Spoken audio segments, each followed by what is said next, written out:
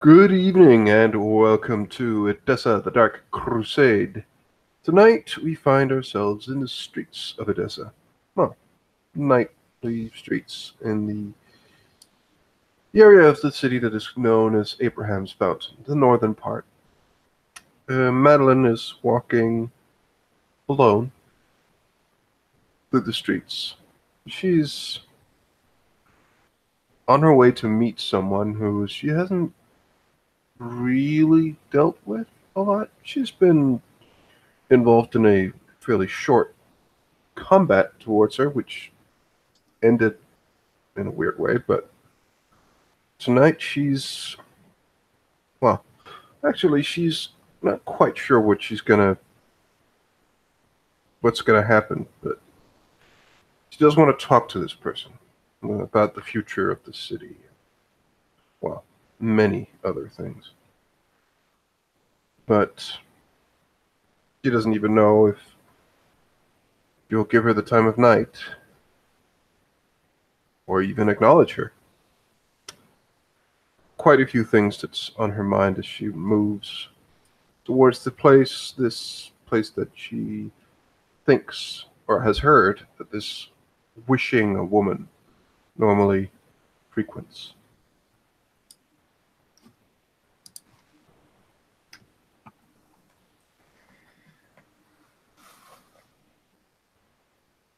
As you walk down Abraham's Fountain,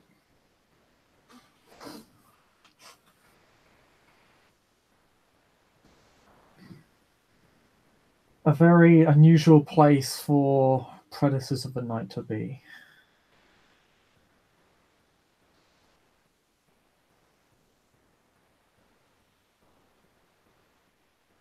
You can sense a sort of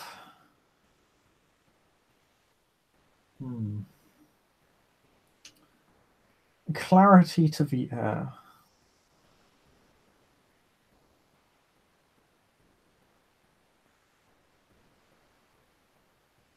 The breeze of the streets feels somewhat soft and warm without feeling stuffy or uncomfortable.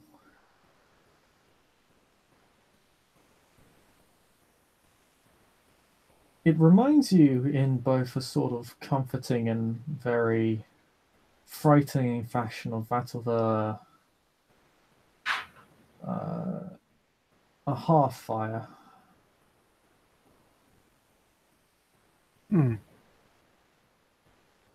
It's not necessarily. Also, Well, does not necessarily put her at ease, but she will take what comfort she can in this situation, in this feeling.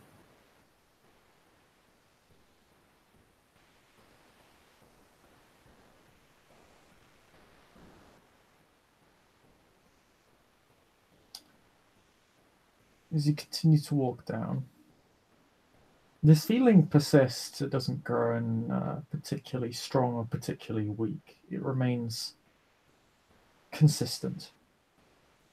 It doesn't change.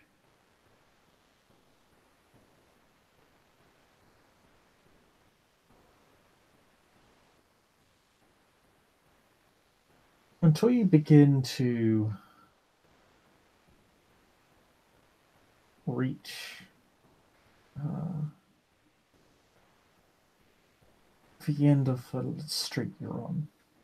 Kind of opens up a little bit.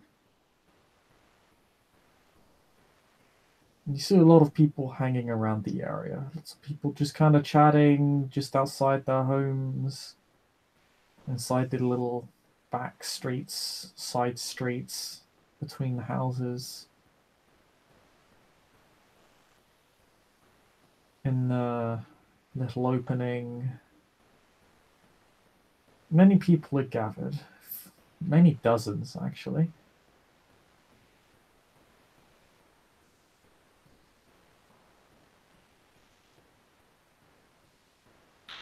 She'll study the people.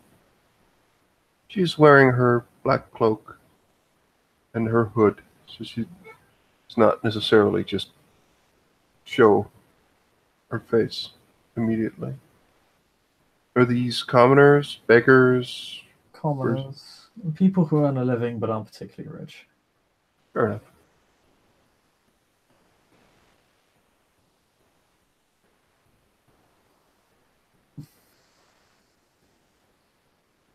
Here, the heat is offset by a strange sense of cold.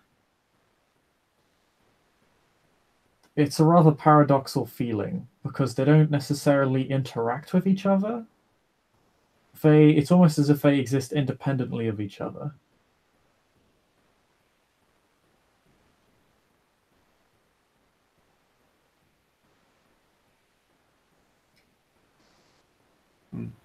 The air still feels very light, and the breeze is again still very soft.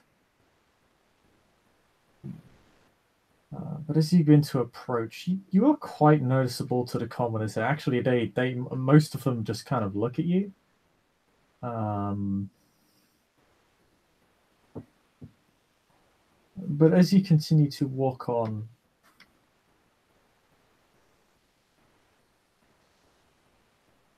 you see at the center of this gathering these dozens of people, and the center of the opening is the person you've been looking for.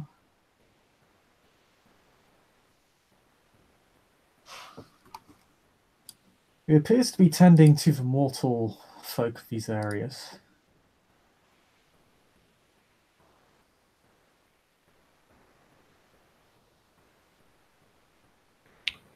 Madeline won't She budge. caresses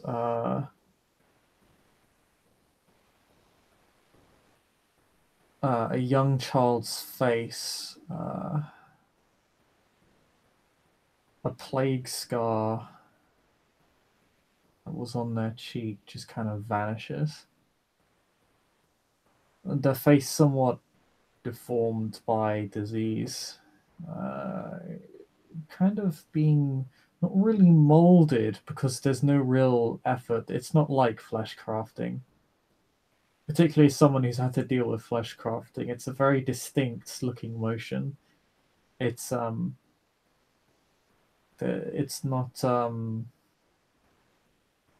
it's not like she's cutting into the person's skin or molding it in any way. It's almost as if it's wiped clean, as if it was cleansed or purified in some fashion. She just rubs this young girl's cheek affectionately before sending her on her way back to her parents, who are exceedingly thankful for this miracle worker's abilities.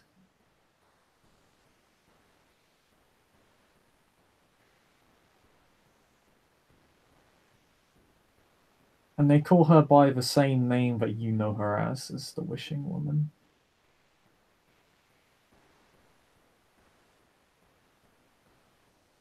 And the crowd seems to look on amazed and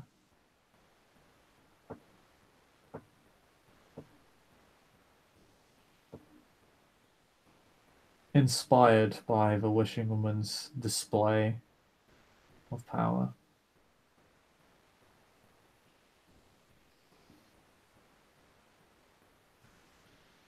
And she just seems to talk to them like it's like she is one of them. And you see her actually kind of smiling and having a pleasant time. If she has noticed you, she hasn't deigned to make it obvious. And Madeline is quite content with just giving her time to just. She is going to approach slowly, but she is also going to strike up conversation with people. Actually, she would just probably just have a short conversation with the parents of the child and just wish their child bettering. And even though she doesn't mean it, I can make a roll for that because she is lying. Oh no, because when you get near them, then the wishing woman very much makes it obvious that she's noticed you. Ah, okay. Fair enough. Um, as you begin to approach the parents of the child she just healed, she actually kind of gets up from her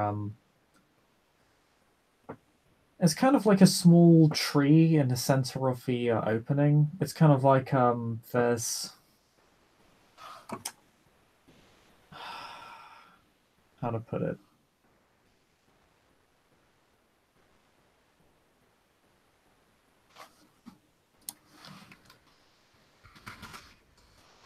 She's trying to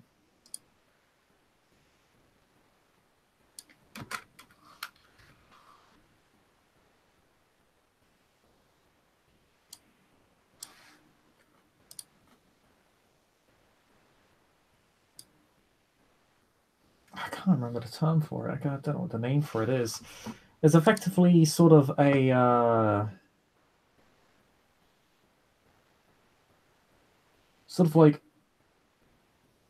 uh, a very small stone circle, which has had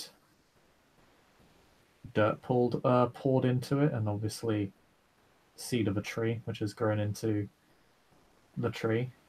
It's not just kind of embedded into the ground, just at random. Ah, It's okay. clearly it's scenery, as it were. Mm. It's basically a very large. It's not very large. It's basically a small stone circle, um, which is where the tree has been placed in the center of it, effectively serving as and it's not a big tree. It's a very small tree. Um, about twice your height, maybe a little bit more. Mm. Um, and she has just been sitting on the step of that. She immediately gets up and begins heading towards you the moment you start approaching any mortals that is within her vicinity. The smile kind of fades from her face instantaneously.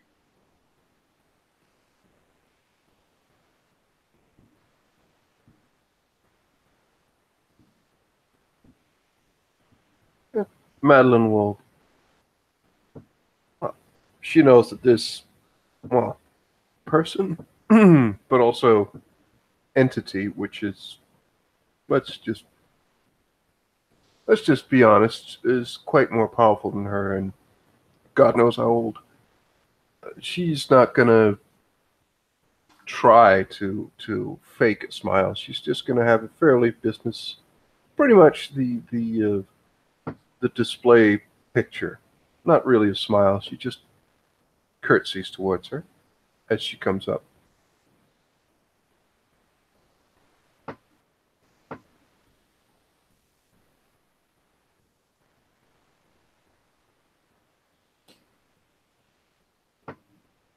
What do you want? I wish to talk.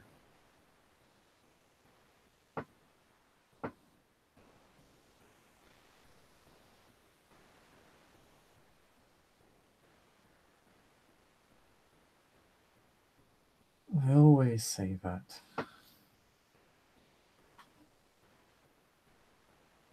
She just turns to Would mortals. you prefer me to do something else? I cannot see we can do much more than talk.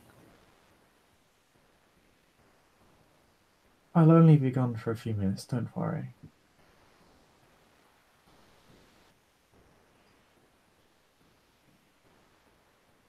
She begins walking off in a given direction towards a side street. And Madeline follows.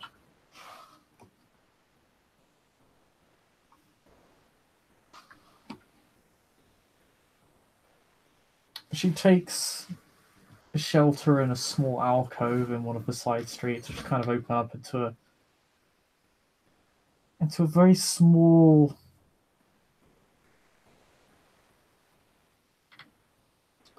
grassy patio, for lack of a better term. It's almost like it's a public patio, effectively. She just takes a seat on the bench in this patio. And it's like, it's really small. It's about, what, 10 by 10? Hmm. Again, Like Madeline. a small public gathering space. Hmm. Good evening. Firstly. Secondly, a point of curiosity for me, if you will allow me. You seem to hate me and quite many of our kind. I am assuming that this does not extend to yourself.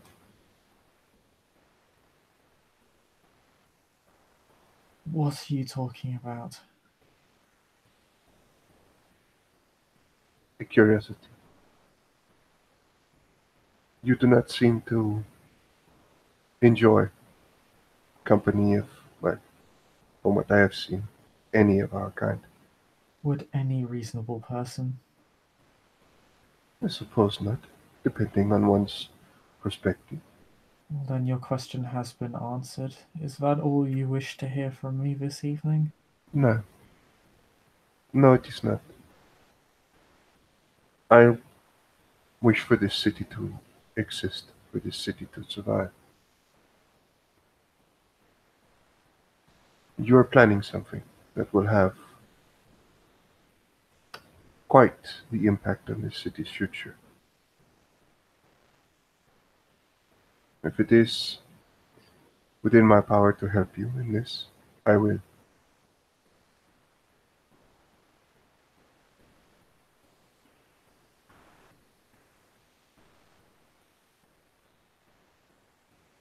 But as I know that you yourself are older than myself by quite a lot, I believe, it is limited what I can help with unless I am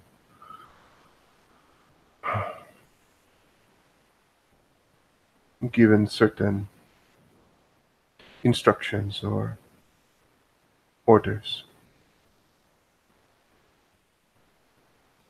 But given the nature of what is about to happen in the coming months, well, very, very little is being said of it for good reason.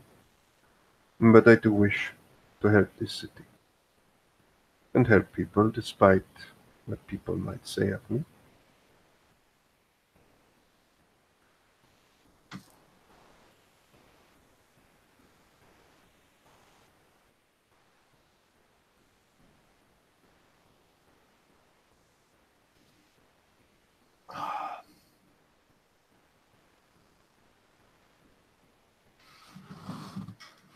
She pauses, and when she does, she doesn't actually move at all. It's as if you look at a statue.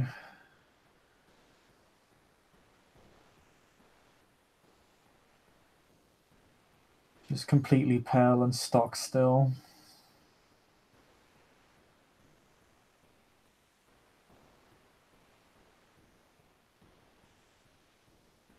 What do you want from me? What are you looking for?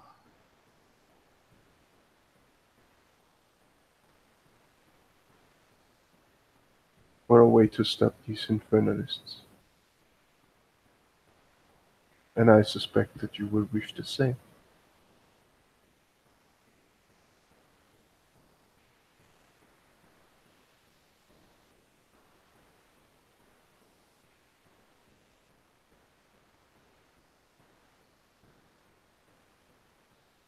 You might know more than us about potential places where they can be. I wish to root them all out and have them away from the city. Why would I know where a bunch of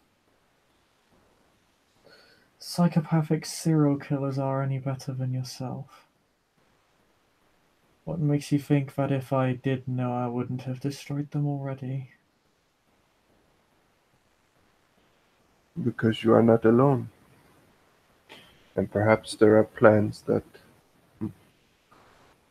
would prohibit you from doing so.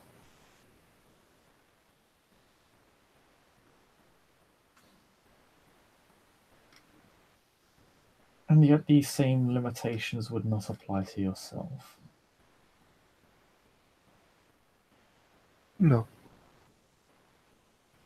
I have actually been given a mission, or a directive, to hunt them out, and give them the final death, or kill them if they are not kindred. Canites, sorry. Well, good. Go ahead.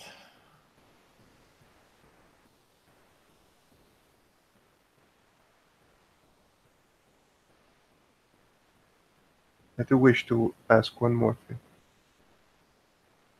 What exactly are those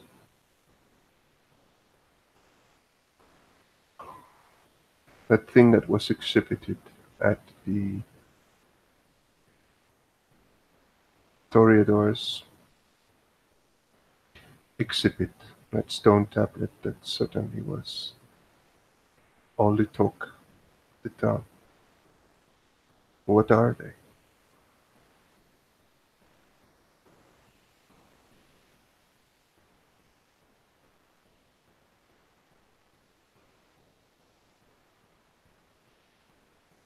She has looked somewhat exasperated with you this entire time. And her eyes just kind of lean off to the side and she sighs. And then she looks back at you. Why does it matter to you? It is a complete unknown, and one thing I treasure above most other things is exploring the unknown, finding answers where most and many others cannot. Most of your quarries would say the same.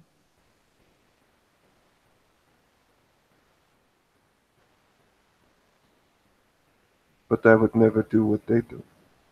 I would only use the mind, only use my knowledge to uncover mysteries. They doom themselves in the process. They give up their souls, which I would never do. What makes you think you have not already given up your soul?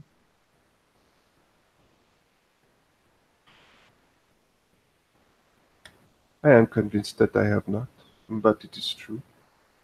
I cannot be 100% certain, as can none of us, I suppose.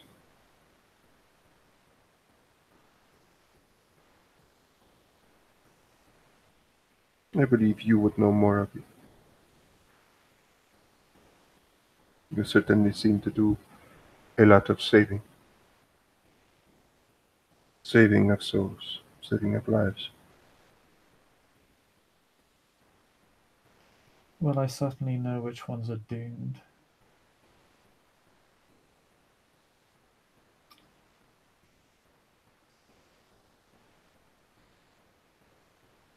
All that matters about what you saw at that exhibit is that it is a relic, a religious one.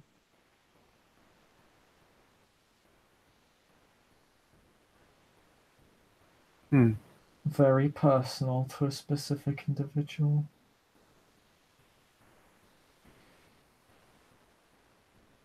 You won't find many. If you go looking for most of them, you'll have to steal them. I don't have any, of course. I have no need of them, want of them, I simply don't care.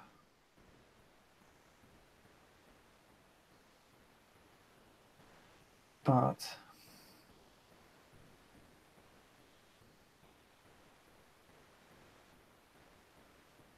I may know where one of the unclaimed one is, or have an idea.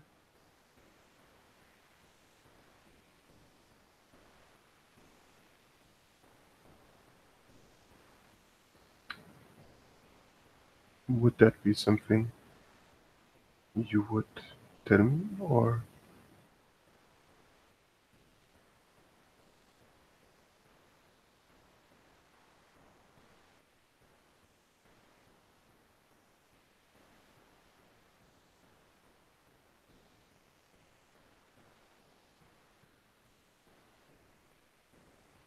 That very much depends.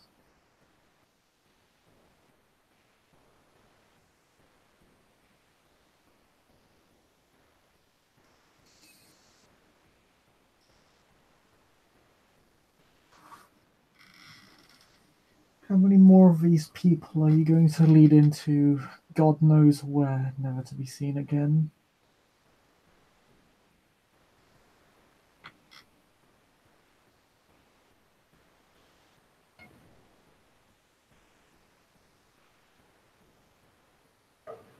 know that I'd only take the willing? Only those who are worthy. And that is a very few people. So Only many those who fall are off the what, path. sorry? Those who are worthy. Those who are worthy. Those who are truly committed. So many fall off the path. It will be few, I fear.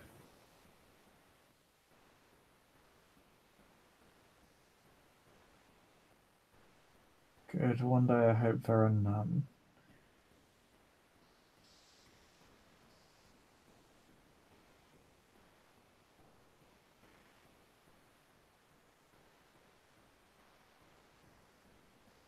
Well,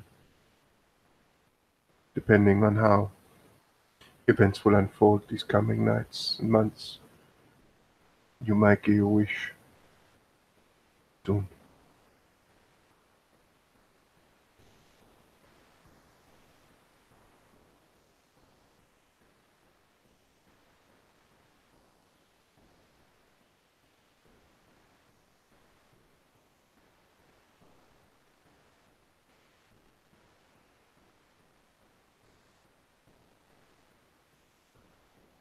But I intend to try to retain my own life and not meet the final death. But given all the signs that people seem to see and hear, well, the end are coming for some people.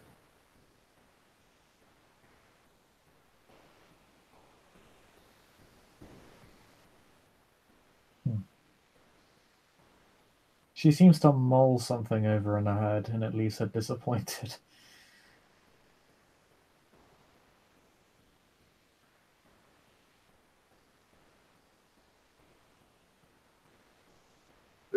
Can it leave her anything but disappointed? I'm not Good getting that vibe question. from her.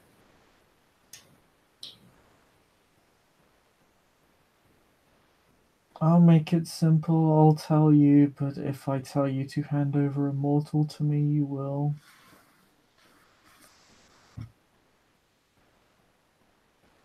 I understand.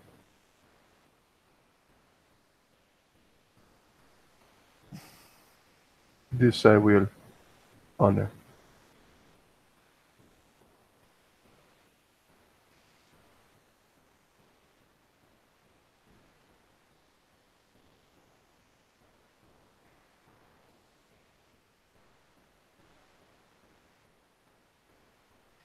There's a village a few hundred miles to the southwest of Edessa, or the ruins of it.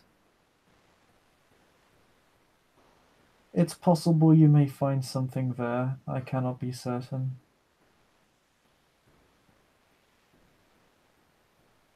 But it's likely you will find something, if not what you're looking for.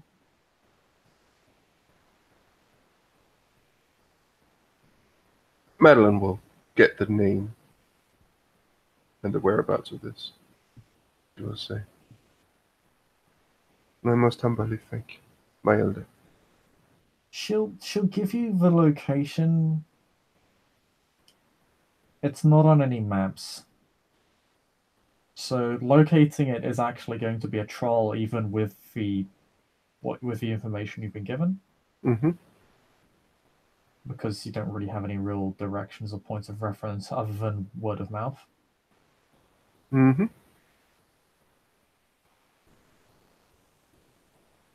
You do get the name of the village. It is known as Ebla, or it was. Again, it was destroyed millennia ago.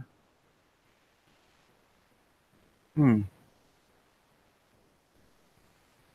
This village had existed before my time. It was also destroyed before my time.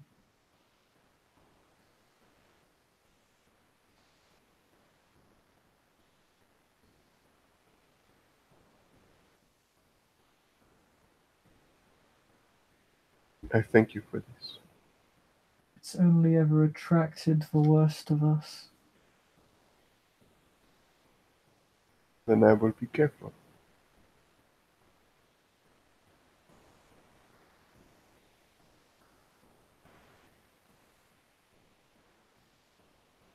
Do you need to be you two are going there?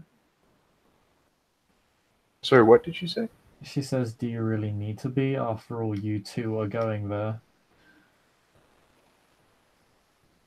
You two, as in Madeline, or Madeline and someone else? Just Madeline. She's lumping you. She's effectively lumping you in with the worst of people. Hey, look at all these terrible people which are attracted to this place. Huh, that's interesting that you want to go there so badly.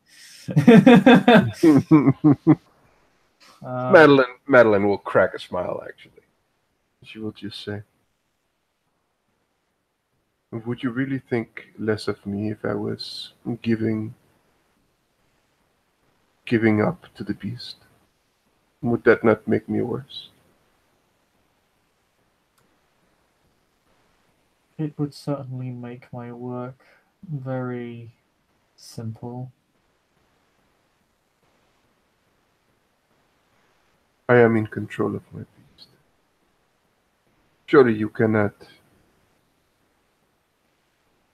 dictate the ways that we control our beasts for all of us, or think to do so.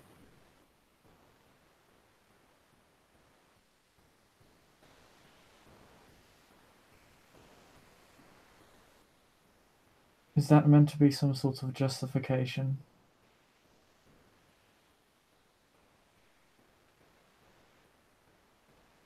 No, I do not justify anything. I know the truth of my beast and my purpose. Every Cainite I've ever met has said that.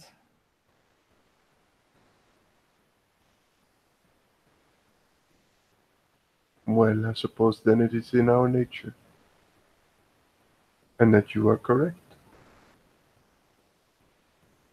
We are natural liars.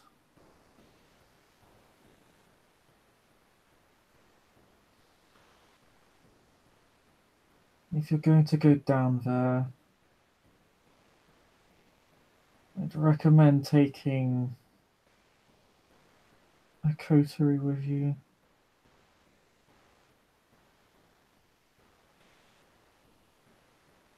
Someone capable, or maybe just somebody you want to be rid of. It's not like anyone will go looking.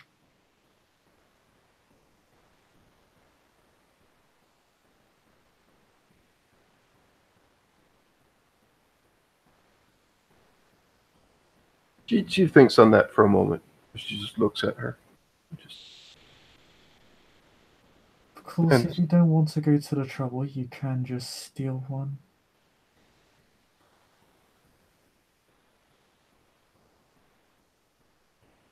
why? That would assume that I know where one is. Who has one in their possession that I can steal. But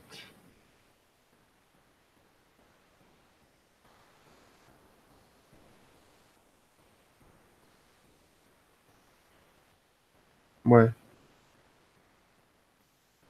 I hope it will not come to that.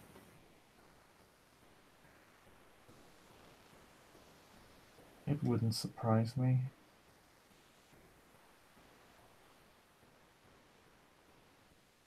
There seems to be very few things when it comes to the depravity of our kind, as you would see it, that surprises you.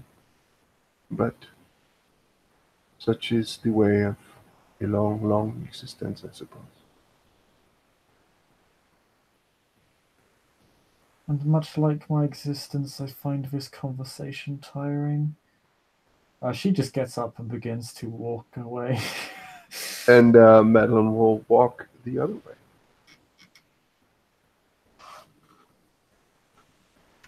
And yeah, Madeline will begin to head home and begin to, well, think of this strange elder. Well, not strange, just the term emo isn't invented yet, but he does have a few misgivings about well, the wishing woman's outlook on the knights, but oh well. Not a discussion for tonight. Tonight she has things to see to. And with that, I do believe that this scene will come to a close. Thank you very much, ST for ST, and watchers for watching. Good night.